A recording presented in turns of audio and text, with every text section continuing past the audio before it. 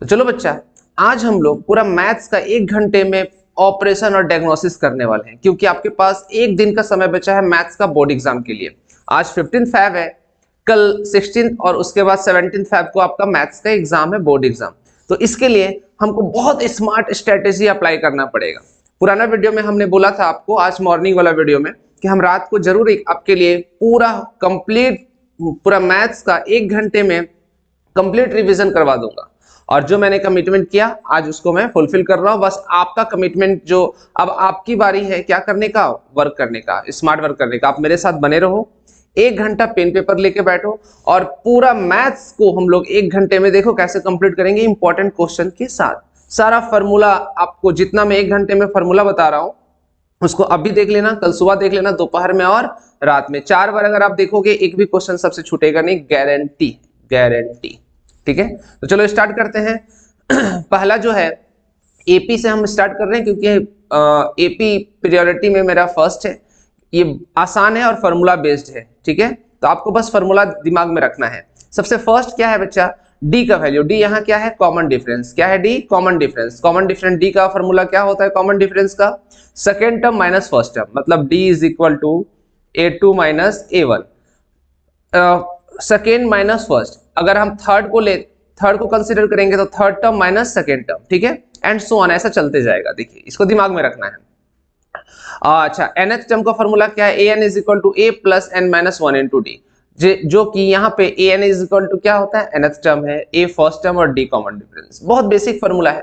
अच्छा, ये बहुत इंपॉर्टेंट है, वेरी वेरी इंपॉर्टेंट। ये पूछता है कि nth term from the end, मतलब आखिरी जब लास्ट खत्म हो रहा है वहां से आपको nth टर्म फाइंड करना है। तो उसका फॉर्मूला क्या हो जाएगा, l minus under bracket n minus 1 into D. ये फॉर्मूला याद रखना है ना। l क्या है यहाँ पे, लास्ट टर्म है। l क्या है यहाँ पे, लास्ट टर्म है। दिमाग में फॉर्मूला रखो, अपने आप बनेगा क्वेश्चन 100%। अच्छा, sum of n terms of an AP क्या होता है, Sn is equal to n by 2a plus n minus 1 into D. याद रखना है, लिख लिख के याद करो, कुछ नहीं कर सकता मैं। अगर आपको इसका पीडीएफ चाहिए तो टेलीग्राम में मेरा टेलीग्राम चैनल का लिंक डिस्क्रिप्शन बॉक्स में मिल जाएगा, वहां से एकदम फॉलो कर लेना। टेलीग्राम में मैं इसका पीडीएफ भी आपको डाल दूंगा। नीचे पहले कमेंट करके हमको बता देना कि सारा जो भी आप मैं यहाँ पे बताया 1 घंटे में आप इसको पढ़े हो या नहीं पढ़े हो, मेरे साथ फॉलो किया हो या नहीं किया हो। अच्छा, Sn का दूसरा फॉर्मूला क्या होता है, n by 2 under bracket a plus a n, nth term. ठीक है, चलिए इससे रिलेटेड एक क्वेश्चन देख लेते हैं। Which term of the AP 21, ये जो एपी का टर्म है, ये एपी में एक एपी का सीक्वेंस है, वो which term of the AP is minus 81। हमको n निकालना है यहाँ पे, तो हम क्या करेंगे, देखो यहाँ पे सबसे पहले फर्स्ट टर्म क्या दिया हुआ है, a क्या दिया हुआ है बच्चा, यहाँ 21। अच्छा, d हमको पता है, नहीं पता है, तो हम क्या करेंगे, सेकेंड टर्म को फर्स्ट टर्म के साथ माइनस करेंगे, मतलब d is equal to a2 minus a1। यही फॉर्मूला बताया था।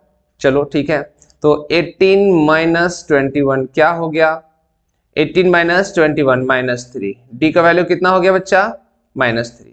ठीक है, अब हमको अच्छा an क्या दिया हुआ है यहाँ पे, लास्ट टर्म, यहाँ पे nth टर्म क्या दिया हुआ है, माइनस 81।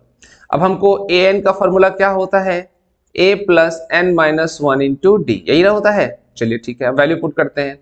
an का वैल्यू क्या है, माइनस 81। चलो, a का वैल्यू क्या है, 21 प्लस n का वैल्यू हमें फाइंड करना है, माइनस 1। अब d का वैल्यू माइनस 3।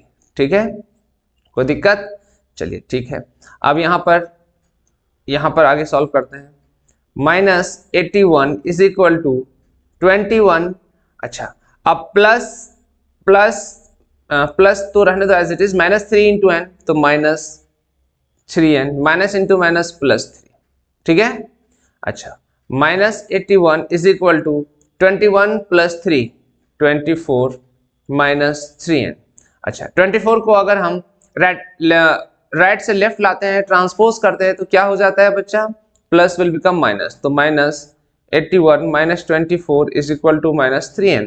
तो माइनस माइनस प्लस, तो 4 प्लस 1 5, और 8 प्लस 2 10, तो 105 माइनस 105 माइनस 3n, तो minus minus will be cancel out, तो 3n इज इक्वल टू 105। तो n is equal to 105 by 3, तो 3 और 5, तो n का वैल्यू कितना आ गया मेरा 35। What is the term 35, n का value 35 is the correct answer. समझ में आ गया। चलिए आगे आप ट्रायंगल में देखते हैं। ट्रायंगल में क्या क्या चीज आपको दिमाग क्विक रिवीजन में रखना है अब भी मेरे साथ, वो आप लोग एकदम पेन पेपर लेकर के नोट करते जाओ या फिर जस्ट स्क्रीनशॉट भी ले सकते हो। सबसे पहले ट्रायंगल में आपको जानना है सिमिलर ट्रायंगल क्या होता है। Two figure having same shape, जिसका सेम शेप हो बट जरूरी नहीं है कि साइज भी सेम होना चाहिए या नहीं होना चाहिए, उसको हम क्या बोलते हैं सिमिलर फिगर। बहुत डिटेल में नहीं जाएंगे, जस्ट अभी हम आपको क्विक रिवीजन करवा रहे हैं। इसका रिप्रेजेंटेशन क्या है, देखो वेव इस तरह का रिप्रेजेंटेशन है, सिमिलैरिटी का रिप्रेजेंटेशन इस वेव के फॉर्म में, ठीक है। सिमिलर ट्रायंगल, अब आते हैं यहाँ पर जो क्लास 10th का टॉपिक है उसमें आपको सिमिलर ट्रायंगल पढ़ना है बच्चा। तो similar triangles, two triangles are similar, दो ट्रायंगल सिमिलर होता है कब, जब उसका कोरस्पॉन्डिंग एंगल्स इक्वल होगा। क्या इक्वल होगा, कोरस्पॉन्डिंग एंगल्स इक्वल होगा, या फिर जो कोरस्पॉन्डिंग साइड है वो सेम प्रोपोर्शन में होगा, सेम रेशियो में होगा या प्रोपोर्शन में। इक्वालिटी ऑफ रेशियो को ही प्रोपोर्शन बोलते हैं। तो सेम रेशियो में होगा तभी हमारा वो क्या होगा, कोरस्पॉन्डिंग साइड सेम रेशियो में होगा तो मेरा सिमिलर ट्रायंगल होगा। तो ये क्राइटेरिया है, दो क्राइटेरिया है। इसमें इक्वल नहीं बोल रहा है, कोरस्पॉन्डिंग साइड इक्वल नहीं बोल रहा है, ठीक है। क्या बोल रहा है, प्रोपोर्शन, प्रोपोर्शन मतलब इक्वल रेशियो। क्लियर। अब आगे आते हैं, इसमें मोस्ट इंपॉर्टेंट क्या है आपको देखना है, जो ट्रायंगल्स में पूछता है वो BPT theorem, basic proportionality theorem. क्या बोलता है, ट्रायंगल एबीसी, एक ट्रायंगल है एबीसी, देखो यहाँ एबीसी एक ट्रायंगल है, जब डीई पैरेलल होगा बीसी का, डीई पैरेलल होगा बीसी का, तो जो उसका क्या ट्रायंगल्स का जो अदर साइड होगा वो क्या होगा बच्चा, प्रोपोर्शन में होगा। मतलब AD by DB is equal to AE by EC. देखो यहाँ पे प्रोपोर्शन में, ठीक है। ये पहला रेशियो और दूसरा रेशियो को इक्वल किया गया, यही तो प्रोपोर्शन है, याद रखना। अच्छा, criteria for similarity of triangle, similarity of triangles का क्राइटेरिया क्या होता है, ट्रिपल ए, मतलब एंगल एंगल एंगल क्राइटेरिया, जिसको हम लोग डबल ए के नाम से भी जानते हैं। इसको हम लोग क्या किसके नाम से जानते हैं, डबल ए। जब दो एंगल, दो ट्रायंगल का इक्वल है तो तीसरा एंगल भी तो इक्वल होगा 100%। तीनों साइड क्या होगा, प्रोपोर्शन में होगा, corresponding sides are in proportion, मतलब एसएस क्राइटेरिया, ठीक है। से हमारा दोनों ट्रायंगल्स क्या हो सकता है, सिमिलर हो सकता है। साइड एंगल साइड क्राइटेरिया, मतलब दो साइड्स कोरस्पॉन्डिंग साइड्स प्रोपोर्शन होगा और एक एंगल्स दोनों ट्रायंगल का क्या होगा बच्चा, इक्वल होगा, तब हमारा तीसरा क्राइटेरिया को फॉलो करेगा, ठीक है। तो चलिए इसका एक क्वेश्चन देख लेते हैं बच्चा। डीई, देखो यहाँ पे डीई पैरेलल है डीई पैरेलल है बीसी का पैरेलल है, ठीक है। तो हमको इसी फाइंड करना है। तो ये देखो अभी हम बीपीटी थ्योरम में बोले थे, बीपीटी थ्योरम को प्रूफ आता है, मेरे चैनल में वीडियो होगा, आप देख लेना, बीपीटी का प्रूफ आता है। तो अब यहाँ पर देखिए, बाय बीपीटी थ्योरम हम क्या लिख सकते हैं, बाय बीपीटी थ्योरम हम लिख सकते हैं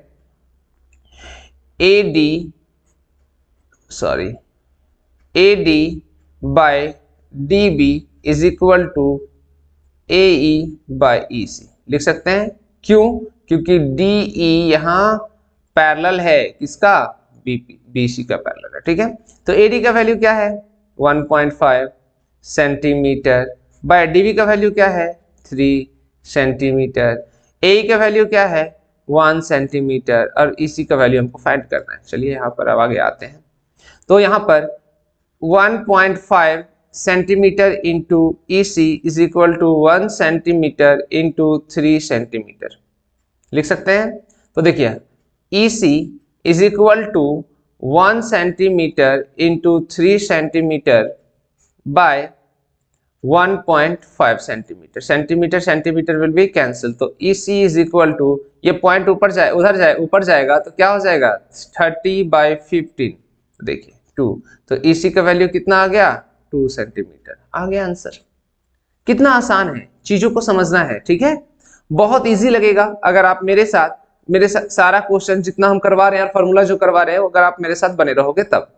अब कोऑर्डिनेट ज्योमेट्री, बहुत इंपॉर्टेंट कोऑर्डिनेट ज्योमेट्री से क्वेश्चंस आता है और बहुत आसान है ये। तो इसका देखो, सबसे पहले आपको डिस्टेंस फार्मूला जानना है। यहाँ देखिए P और Q, ये इस प्लेन में P और Q दो पॉइंट है और दो पी का जो पॉइंट है उसका जो ऑर्डिनेटर एब्सिसा है वो x1 y1 है और q का x2 y2 है। तो दोनों के बीच का डिस्टेंस फाइंड करना है। तो देखो डिस्टेंस फार्मूला क्या होता है, x2 माइनस x1 का whole square plus y2 minus y1 का होल स्क्वायर का कंप्लीट अंडर रूट। ठीक है, तो अब यहाँ पर एक और क्वेश्चन पूछता है बच्चा, व्हेन 3 और more than 3 points A B C are lie on the same line then they are called collinear. जब 3 या 3 से ज्यादा पॉइंट एक ही लाइन में लाई करेगा तो उसको हम क्या बोलते हैं, कॉलिनियर बोलते हैं। अच्छा, जब ओरिजिन और किसी भी पॉइंट के बीच का अगर हमको डिस्टेंस बोलेगा तो उसका फॉर्मूला क्या होता है, under root x square plus y square. याद रखना, कोई दिक्कत? अच्छा, सेक्शन फॉर्मूला से भी क्वेश्चन पूछा जाता है, याद रखो, x is equal to m1 into x2 plus m2 into x1 by m1 plus m2। याद रखो ये सेक्शन फॉर्मूला है, ठीक है। अच्छा, अब यहाँ पर सेक्शन फॉर्मूला में m1 और m2 ये देख रहे हो ना, ये ए पॉइंट बी पॉइंट ये दो पॉइंट है और पी पॉइंट उसके बीच का, उसके ये ए और बी के बीच में कहीं भी लाई कर रहा है जिसका वैल्यू क्या है, x और y। और यहाँ पर जब भी हम बात करते हैं सेक्शन फार्मूला का, तो सेक्शन फार्मूला में हमेशा x का और y का अलग अलग, जब x का वैल्यू फाइंड करना होगा तो x2 प्लस x1 और सब में m1 प्लस m2 लगा देते जाना है, ठीक है। अच्छा, अब चलिए आगे आते हैं, इस पे क्वेश्चन भी देख लेते हैं। ये बोलता है find the distance between the point P 2,2 and Q का जो पॉइंट है 3,4 है। चलिए क्या होता है डिस्टेंस फार्मूला, तो PQ अभी हम जाने थे। अच्छा, ये देखो, ये x1 है और ये y1 है, ये x2 है और ये y2 है, इतना तो आपको पता होगा। तो हम फार्मूला क्या देखे थे, x2 माइनस x1 का whole square plus y2 minus y1 का होल स्क्वायर, यही फार्मूला देखा था हम लोगों ने। चलिए, तो 3 माइनस 2 का whole square under root plus 4 minus 2 का होल स्क्वायर, ठीक है। तो चलिए अब यहाँ देखिए, 3 माइनस 2 1 का स्क्वायर प्लस 4 माइनस 2 2 का स्क्वायर, ठीक है। अब यहाँ देखो, 1 का स्क्वायर 1, 2 का स्क्वायर 4, तो रूट अंडर 5 हो गया। आई होप सबको समझ में आ रहा होगा कि किस तरह से क्वेश्चन बनाते हैं बच्चा, किस तरह से हम यहाँ पे चीजों को फॉर्मूला के थ्रू अप्लाई करते हैं, है ना। चलिए बहुत अच्छा, अब आगे आते हैं। अब आते हैं इंट्रोडक्शन टू ट्रिग्नोमेट्री में। ये बहुत इंपॉर्टेंट चैप्टर है, बहुत बहुत बहुत इंपॉर्टेंट चैप्टर है। यहाँ ट्रिग्नोमेट्री का जो जितना भी आइडेंटिटीज और फार्मूला है यहाँ पे मैं मेंशन कर रखा हूँ। देखो, एक राइट एंगल ट्रायंगल, यहाँ पर ट्रिग्नोमेट्री में राइट एंगल ट्रायंगल से रिलेटेड यहाँ पे एंगल्स और साइड का रेशियो के बारे में बताया जाता है, उसका रिलेशन को देखा जाता है। तो यहाँ पे एकदम सीक्वेंस में मैं आपको बताते हुए चल रहा हूँ, आप इसको नोट कर लो। देखो, ये ABC एक ट्रायंगल है, B उसका राइट एंगल है, ठीक है। तो C को हम एक एंगल थीटा कंसीडर किए हैं, तो A क्या होगा, 90 माइनस थीटा। चलिए बहुत अच्छा। तो साइन थीटा का वैल्यू क्या होता है, परपेंडिकुलर बाय हाइपोटेन्यूज, कॉस का base by hypotenuse, tan perpendicular by base. तो वो सारा फार्मूला आपको याद रखना पड़ेगा, इसमें और कोई उपाय नहीं है लास्ट मोमेंट में। ठीक, और जब साइन कॉस tan आपको याद हो जाएगा तो इसी का रिवर्स कर दो। साइन का रेसिप्रोकल क्या होता है, कॉसेक, तो p बाय एच, इसका उल्टा h बाय पी। कॉस का रेसिप्रोकल सेक, तो b बाय एच, तो इसका h बाय बी। tan का p बाय बी, तो उसका रेसिप्रोकल कॉट, तो b बाय पी, ठीक है। चलिए, तो अब इसके बाद हम देखते हैं आगे आपको देखो पाइथागोरस थ्योरम का यूज होगा, h square is equal to B square plus P square, याद रखना है। अच्छा, sine theta into cosec theta is equal to 1, cos theta into sec theta is equal to 1, tan theta into cot theta is equal to 1, ठीक है। इतना याद रखने के बाद आपको याद रखना है tan theta is equal to sine theta by cos theta और cot theta is equal to cos theta by sine theta. चलो अब आगे देखते हैं ट्रिग्नोमेट्रिक आइडेंटिटीज, बहुत इंपॉर्टेंट है। Sine square theta plus cos square theta is equal to 1, 1 plus tan square theta is equal to sec square theta, 1 plus cot square theta is equal to cosec square theta. इसका मैं एक मैनोमिक्स आपको ये मेरा channel में upload है, ठीक है, देख लेना। इसको याद करने का तरीका आपको मैं बता देता हूँ।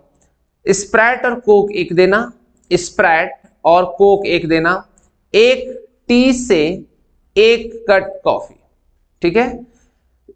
मान लो, इसको कैसे याद रखोगे, अगर आप दोस्त लोग के साथ गए कहीं पार्टी करने के लिए या कहीं घूमने के लिए, तो वहां पर अभी आप लोग स्टूडेंट हो, अभी तो बहुत ज्यादा अमाउंट नहीं होता आपके पॉकेट में, तो थोड़ा सा आप लोग क्या बोलते हैं, भैया स्प्राइट और कोक एक देना, और उसके बाद फिर बोलते हो किसी, सब लोग तो कोल्ड ड्रिंक पीते नहीं है, तो फिर कुछ जो एक आप लोगों में एक फ्रेंड है बोलता है, भैया एक टी से एक कट कॉफी कर दो, एक टी से एक कट कॉफी, ये साउथ में बहुत ज्यादा यूज होता है कट कॉफी, है ना। तो याद रखना, आप लोग गए हो दोस्त के साथ, तो आप क्या बोलते हो, स्प्राइट और कोक एक देना, तो मतलब स्प्राइट और कोक एक मतलब sine square plus cos square is equal to 1। एक टी से 1 plus tan square theta is equal to sec square theta. एक टी से एक कट कॉफी 1 plus cot square theta is equal to cosec square theta. Clear है। अब यहीं से और आइडेंटिटीज भी आपका निकल जाएगा, तो जैसे sine square theta plus cos square theta is equal to 1 है, तो हम यहां बोल सकते हैं sine square theta is equal to 1 minus cos square theta. जैसे इसको ट्रांसपोज कर दिए, इसको क्या कर दिए, ट्रांसपोज कर दिए। या फिर हम बोल सकते हैं cos square theta is equal to 1 minus sine square theta. देखो इसी से निकल के आ गया, समझ में आ रहा है ना। उसी तरीका से यहां भी हम बोल सकते हैं 1 is equal to sec square theta minus tan square theta. ये देख रहे हो, ये राइट लेफ्ट से राइट जाएगा तो प्लस टेन क्या हो जाएगा, plus tan square theta minus tan square theta. या फिर हम बोल सकते हैं tan square theta is equal to sec square theta minus 1। देखो मेन ये तीन आइडेंटिटीज है, इस पे आपको ध्यान देना है, इससे ज्यादा आपको सोचना नहीं है, ठीक है। चलिए, तो अब यहाँ पर एक क्वेश्चन है, ये आपको आप खुद से क्वेश्चन को नोट करो और होमवर्क अपने से कर लो अभी, ठीक है, क्योंकि वीडियो बहुत लंबा हो जाएगा। मैं 1 घंटे से कम में इस वीडियो को कंप्लीट करने का कोशिश कर रहा हूँ, हाफ एन आवर में ही हो जाए, ठीक है, जिससे कि आपको और समय मिले खुद से प्रैक्टिस करने का। अब आते हैं application of triangle, application of trigonometry. क्या होता है, ट्रिग्नोमेट्री का जो एप्लीकेशन है, जो हम लोग sine cos tan cosec sec cot पढ़े हैं, तो उसको यूज कहाँ करेंगे। तो देखो यहाँ पे एक, जब भी ट्रिग्नोमेट्री आपको पता है ना, राइट एंगल ट्रायंगल के लिए होता है। यहाँ पर आप देख पाओगे ये राइट एंगल ट्रायंगल है। जब भी कोई बंदा नीचे से ऊपर की तरफ देखेगा तो इसको बोलते हैं लाइन ऑफ साइट। क्या बोलते हैं, लाइन ऑफ साइट, ठीक है। अच्छा, ये पोर्शन देख रहे हो ना, नीचे से ऊपर की देख रहा है, ये जो सोया हुआ पोर्शन है, इसको बोलते हैं हॉरिजॉन्टल लाइन। क्या बोलते हैं, हॉरिजॉन्टल लाइन। याद रखना ये सब टर्म है। और हॉरिजॉन्टल लाइन और लाइन ऑफ साइट के बीच का जो एंगल बन रहा है उसको एंगल ऑफ एलिवेशन बोलते हैं, एंगल ऑफ एलिवेशन, ठीक है, इतना याद है। अच्छा, सेम उसी तरीका से आपका एक दूसरा ट्रायंगल यहाँ देखो, एक कोई बंदा ऊपर है, यहाँ पर एक और मैं ट्रायंगल बना रहा हूं, यहाँ पे कोई बंदा ऊपर है और एक और यहाँ कुछ मान लो एक फ्लावर है, ऊपर से बंदा नीचे की तरफ देख रहा है, तो ये भी तो लाइन ऑफ साइट, यही हाइपोटेन्यूस ही हो गया लाइन ऑफ साइट। अच्छा, इसका हॉरिजॉन्टल कहाँ होगा, इसका हॉरिजॉन्टल मतलब सोया हुआ पार्ट कहाँ होगा, देखो ये हॉरिजॉन्टल लाइन है। अब हॉरिजॉन्टल लाइन और लाइन ऑफ साइट के बीच का जो एंगल बनेगा उसको हम लोग बोलेंगे एंगल ऑफ डिप्रेशन। क्या बोलेंगे बच्चा, एंगल ऑफ डिप्रेशन, ठीक है।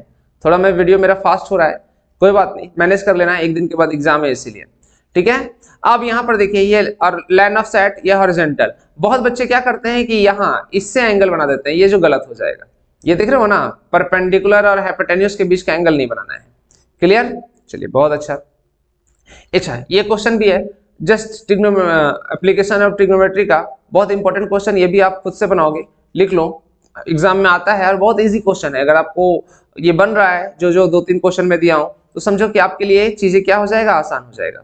आप मतलब आपका कंसेप्ट मिलते जा रहा है, फॉर्मूला को अप्लाई करते जाओ, है ना।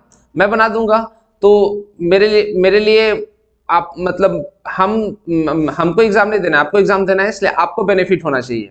इसीलिए मैं आपको यहाँ पे क्या कर रहा हूँ, प्रैक्टिस करवा रहा हूँ भैया, कि जितना जल्दी आप इसको ग्रास्प कर लो न्यूमरी को, फार्मूला को, उतना आपके लिए फायदा है। नंबर ऑफ टेंजेंट, अब आ जाओ थोड़ा सा सर्कल में। टेंजेंट क्या होता है, यहाँ पर देखिए, मैं यहाँ पे हाँ देखो टेंजेंट बताता हूँ। सबसे पहले समझना टेंजेंट क्या होता है।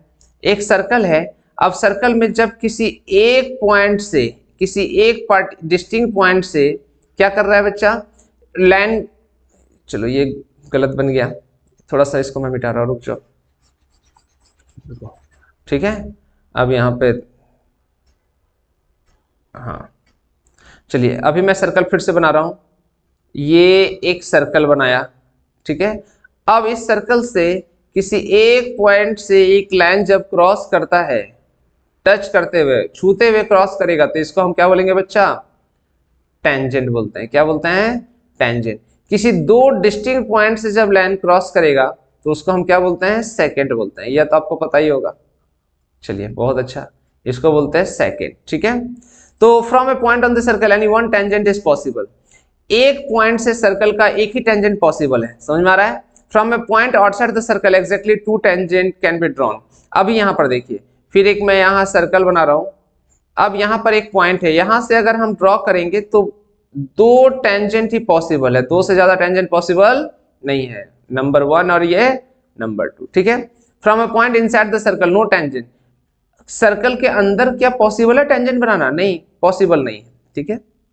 इसी चीज को यहां पर दिखाया गया है। अच्छा, the length of the two tangent drawn from an external point to a circle are equal. समझना, जो अभी हम दो टेंजेंट बनाए थे, वो दोनों टेंजेंट का लेंथ क्या होगा? सर्कल के पॉइंट से इक्वल होगा। मतलब यहाँ ए बी और ए सी का लेंथ क्या हो जाएगा बच्चा? इक्वल होगा। अच्छा, एरिया रिलेटेड टू सर्कल का भी है यहाँ पे, बहुत इंपॉर्टेंट कंसेप्ट आपको याद रखना है। ये देखिए एक सर्कल है। अच्छा, जब दो रेडियस और आर्क के बीच का जो एरिया होता है उसको हम लोग बोलते हैं सेक्टर। क्या बोलते हैं बच्चा? सेक्टर। तो ये देखिए, ये माइनर सेक्टर है और ये जो बाहर वाला पोर्शन है ये मेजर सेक्टर है। क्लियर? अच्छा, जब कॉर्ड और आर्क के बीच का जो एरिया है उसको हम लोग सेगमेंट बोलते हैं। तो ये माइनर सेगमेंट है, ऊपर वाला मेजर सेगमेंट। फिर से यहाँ पे एक क्वेश्चन आने वाला है, ये क्वेश्चन आप खुद से सॉल्व करना, ठीक है। ये भी आपका क्या रहेगा? होमवर्क रहेगा। वीडियो को पॉज करके क्वेश्चन ये देखो, 2025 से बेसिस सैंपल पेपर का क्वेश्चन है, बहुत इंपॉर्टेंट है। और ये क्वेश्चन आया हुआ है 3 टाइम्स रिपीट हुआ है ये क्वेश्चन। 2015 के बाद ये क्वेश्चन 3 बार रिपीट हुआ अलग अलग सेट में, ठीक है ना बच्चा। चलिए, तो अब यहाँ पर देखो। अच्छा, जो अभी मैं बताया था वो यहाँ पर है, ये पीपीटी नीचे आ गया जो अभी मैं आपको बताया था। अच्छा, एक बात और, जो सर्कल है और सर्कल का जो सेंटर है और टेंजेंट जिस पॉइंट से टच कर रहा है, अगर वहां से हम एक लाइन ड्रॉ करें तो हमेशा क्या होगा? ये परपेंडिकुलर होगा, 90 डिग्री बनेगा, ठीक है। याद रखना ये। चलिए नेक्स्ट आते हैं। अच्छा, area of sector of a circle. देखो, अब हमको उसका एरिया निकालना है, तो एरिया का फॉर्मूला क्या होता है? Area of minor sector theta. ये देखिए, ये माइनर सेक्टर है, ये देख रहे हो ना, ये माइनर सेक्टर है। यहाँ जो एंगल बन रहा है, कितना एंगल बन रहा है? थीटा बन रहा है। तो थीटा कितना में बन रहा है? 360 इंटू एरिया निकालना है तो पाई आर स्क्वायर, वही चीज यहाँ लिख दिया। अच्छा, एरिया ऑफ मेजर सेक्टर, ये देखिए बड़ा वाला, देख रहे हो ना, बड़ा वाला एंगल। तो इसका क्या होगा बच्चा? 360 minus theta by 360 into pi are square. अच्छा, area of quadrant of a circle. Quadrant मतलब क्या होता है? सर्कल को हम अगर 4 इक्वल पार्ट्स में डिवाइड करें तो ये पहला क्वाड्रेंट, दूसरा, तीसरा, चौथा, ठीक है। तो एक क्वाड्रेंट का क्या हो जाता है एरिया? तो 1/4 पाई आर स्क्वायर, ठीक है। याद रखना, सारा फॉर्मूला यूज होगा। अच्छा, इसी तरह एरिया ऑफ सेगमेंट का दिया हुआ है, area of major segment pi are square minus pi area of minor segment, area of minor segment pi are square minus area of major segment, area of triangle half into base into height, area of equilateral triangle √3/4 into side का square. बहुत important है, याद रखना। अच्छा, चलिए आते हैं mensuration में, सरफेस एरिया एंड वॉल्यूम में। ये देखो, ये 3 डायमेंशनल बहुत इंपॉर्टेंट है। इससे क्वेश्चन बहुत इजी क्वेश्चन बनता है अगर आपको फॉर्मूला याद रहेगा तो।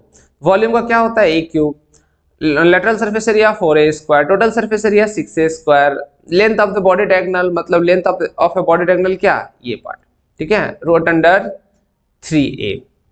चलिए उसी तरीका से क्यूबॉइड का फॉर्मूला देख लेते हैं। Volume length into breadth into height, lateral surface area LSA मतलब lateral surface area, lateral surface area 2 into LB into H, total surface area 2 into LB plus BH plus LH, length of the body diagonal √L square plus B square plus H square, ठीक है।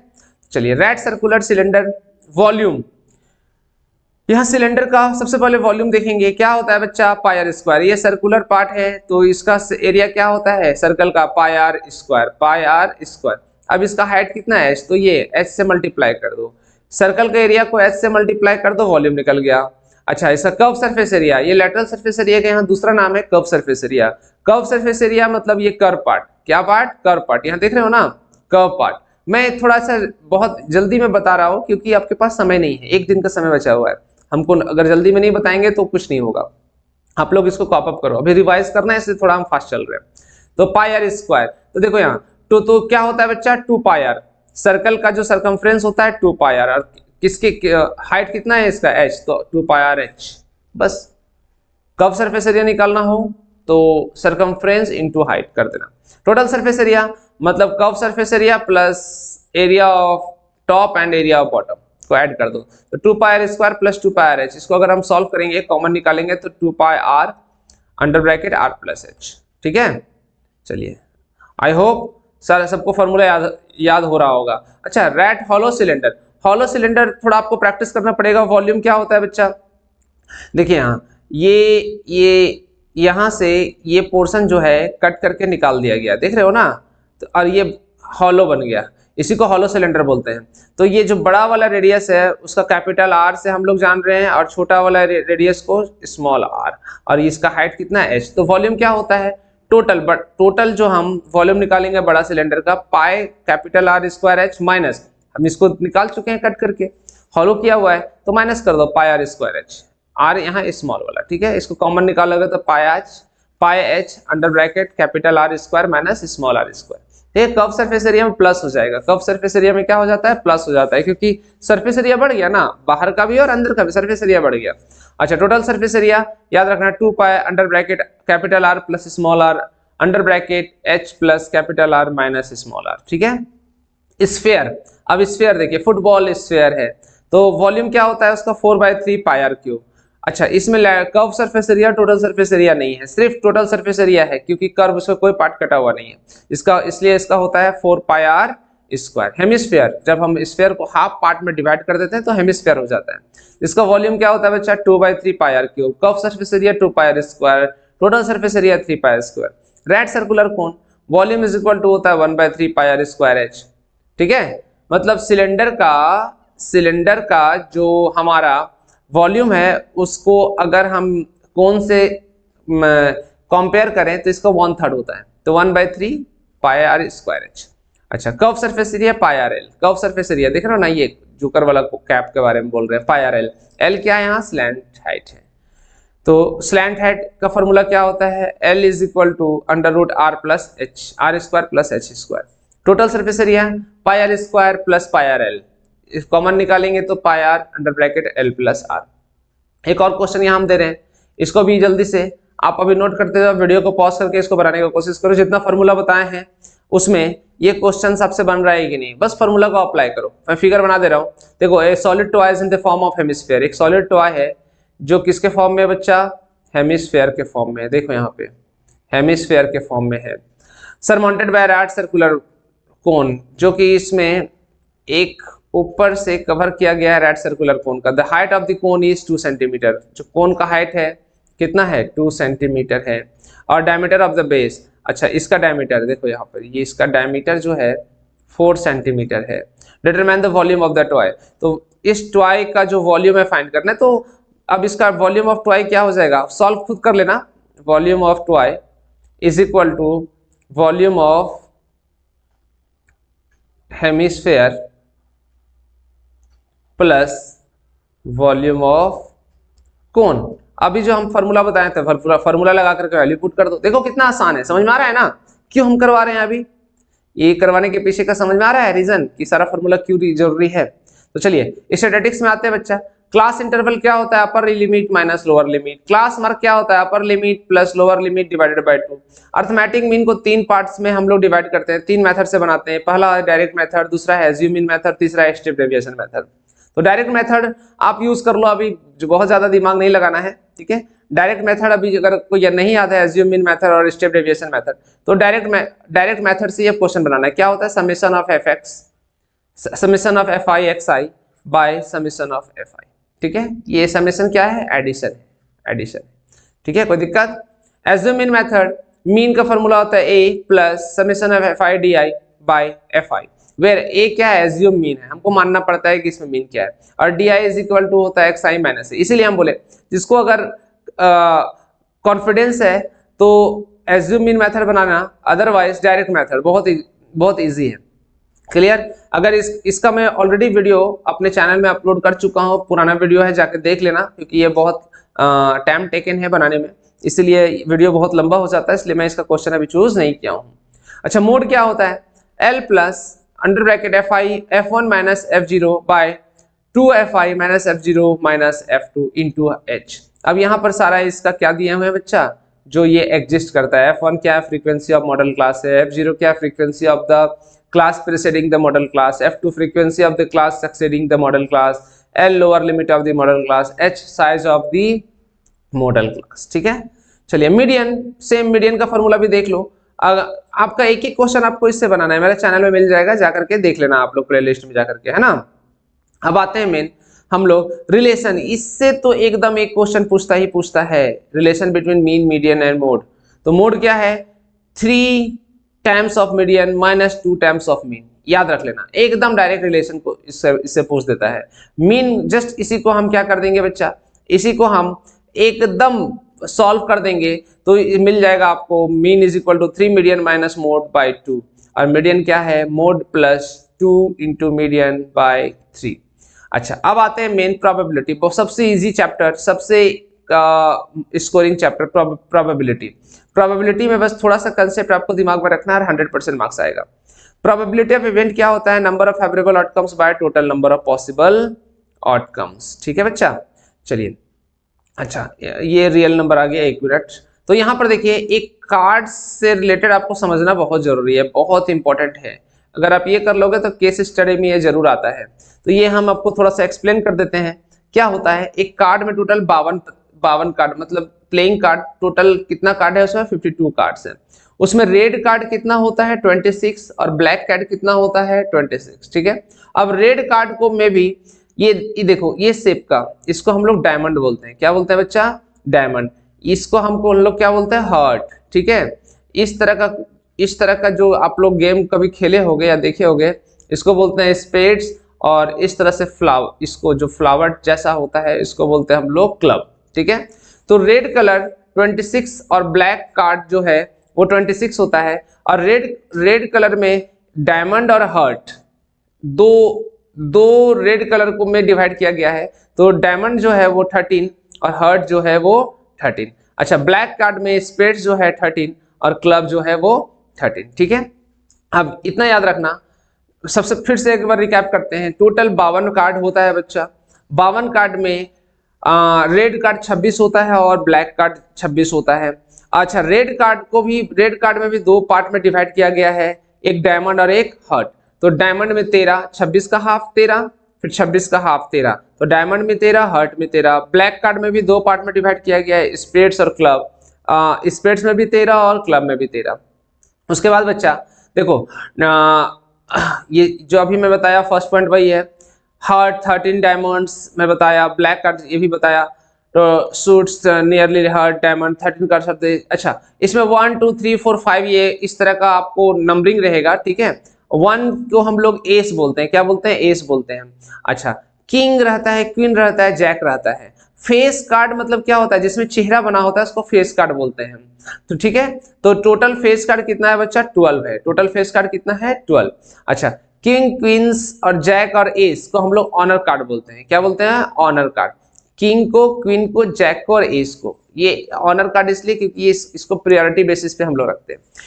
इस याद रखना बच्चा, इसमें इतना अगर कर लोगे तो आपका प्रोबेबिलिटी में 5 नंबर का क्वेश्चन 100% आ जाएगा। अच्छा, इसका क्वेश्चन मैं कर दे रहा हूँ, है ना, ये बहुत इंपॉर्टेंट है। तो देखिए, पहला का क्वेश्चन बोल रहा है, देखो यहाँ पर 1 card is drawn from A well shuffled deck of 52 cards. ये बहुत इंपॉर्टेंट है, वीवीआई कर लो। तो इसको मैं अभी आप क्वेश्चन सॉल्व करके एक्सप्लेन कर देता हूँ। 5 नंबर आपका पक्का रहेगा इससे। Find the probability of getting. एक कार्ड है जो वेल सफल्ड कार्ड, मतलब उसको मिलाया गया है और इस तरह से मिलाना होता है ना बच्चा, जब गेम खेलते हैं तो आप लोग देखते हो कि जहां पर कैसीनो वगैरह में या मूवी में या फिर आपके आसपास जो कार्ड का गेम खेलते हैं, उन लोग क्या करते हैं? वेल सफल्ड करते हैं। एक कार्ड को दूसरे कार्ड से सफल करते हैं, मिलाते हैं अच्छे से। ठीक है, मिक्स करते हैं। तो बोलता है कि बच्चा बताओ, वहां से एक कार्ड निकाला गया तो एक किंग ऑफ रेड कलर आने का क्या चांसेस है? तो आपको मैं बताया था रेड कलर का किंग कितना होता है बच्चा? 2 होता है। तो 2 कितना में? 52 में। ये फर्स्ट का आंसर। तो क्या हो जाएगा? प्रोबेबिलिटी 1/26। मैं बस आंसर लिख रहा हूं, आप इसको फॉर्मूला के साथ लिख लेना, है ना। क्या लिखोगे, probability of event is equal to favourable outcomes by possible outcomes. तो फेवरेबल आउटकम्स 2, पॉसिबल आउटकम्स 52, तो इसको जब रिड्यूस करेंगे तो 1/26 आएगा। चलिए देखिए फिर से, फेस कार्ड कितना होता है, यहीं पर मैं कर दे रहा हूं। फेस कार्ड तो आपको पता है टोटल फेस कार्ड कितना होता है बच्चे, यहां पर कर रहा हूं 12, कितना में 52 में। तो जब इसको रिड्यूस करो क्या हो जाएगा 3/13। समझ आ रहा है? अच्छा चलिए नीचे कर दूं क्या, चलो यहां कर दे रहा हूं, नहीं तो कंफ्यूज कर जाओगे। 3/13, चलिए 3 का। और रेड फेस कार्ड कितना होता है बच्चा, 6 होता है, कितना में, टोटल 52 में। तो चलिए इसको रिड्यूस कीजिए 3/26 रेड फेस कार्ड। जस्ट सारा ये पोर्शन याद रख लेना, तो आपका एक भी क्वेश्चन छूटेगा नहीं 100%, ठीक है। अभी बस उसी को हम लोग रिकॉल कर रहे हैं। फोर्थ में आ जाओ, द जैक ऑफ हर्ट। तो जैक किसका, हर्ट का। हर्ट मतलब 4 पार्ट में डिवाइड किया गया, तो जैक तो एक ही ना होगा, तो कितना हो जाएगा हर्ट का बच्चा 1 जैक, कितना में 52 में। यही हो गया आंसर। अच्छा 5वां, स्पेड मतलब टोटल कितना है स्पेड, 13 स्पेड। यहां देखो, यहां पर लिखा हुआ भी है, टोटल 13 स्पेड है ना। 13 कितना में 52 कार्ड्स में, कितना हो गया 1/4। 6, the queen of diamond. Diamond का क्वीन एक ही भाई, एक क्वीन एक, जैक एक, एस एक, हर एक 4 जो पार्ट है हमारा उसमें एक एक होता है सारा कार्ड। तो कितना में 52 में, हो गया आंसर। आई होप सबको समझ आ गया होगा कि हम लोगों ने जो क्विक रिवीजन किया है वो आप मेरे साथ करते चले गए होंगे। आज रात को एक बार कर लो, कल सुबह एक बार कर लेना, फिर कल दोपहर में एक बार कर लेना। आई होप कि 10 मिनट आपको 15 मिनट 2 के स्पीड में जाकर के देख लेना, है ना। तो 10-15 मिनट में आपका पूरा चैप्टर रिवाइज हो जाएगा, पूरा चैप्टर नहीं पूरा बुक रिवाइज हो जाएगा, ठीक है। कल फिर दोपहर के बाद फिर रात में भी एक बार देख लेना, और सुबह एग्जाम देने के पहले एक बार जरूर इसको देख लेना, ठीक है बच्चा। चलिए आई होप सबको समझ में आ गया होगा। बहुत अच्छे से एग्जाम दो, ऑल द बेस्ट। और नीचे कमेंट करना कि साइंस में भी या फिर कुछ और अगर आपको डाउट होगा तो आज कमेंट करो, फिर कल सुबह हम उसके लिए वीडियो बनाने का कोशिश करेंगे। Thank you, bye bye, take care.